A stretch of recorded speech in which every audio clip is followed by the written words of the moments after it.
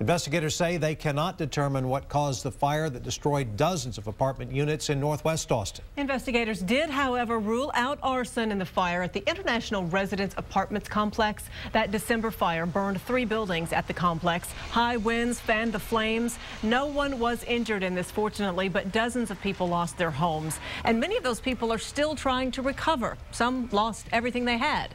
KXAN's Omar Lewis took a closer look at what they're facing after the fire. It's really hard to look at it because it just brings me back to the night of the fire. The flames are gone, but the damage lingers. When we came in, we only noticed a couple things that were really damaged, like the windows and, of course, an awful smell of smoke. A smell that will cost her thousands to remove.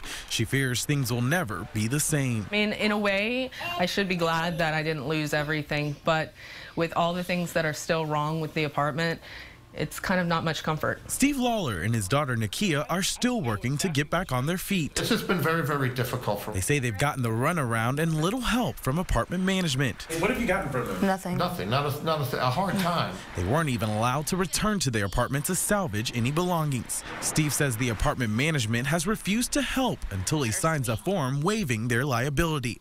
Instead, he's chosen a different route. And I'm just not going to do it. You know, I just figured at that point in time, it's best just to let an attorney handle it and let them hash it all out. And while McClellan and the Lawlers are both still trying to move on, since the cause of the fire is undetermined, the past still haunts them. If the complex doesn't do something to fix that situation over there, somebody is going to get killed. Omar Lewis, KXAN News.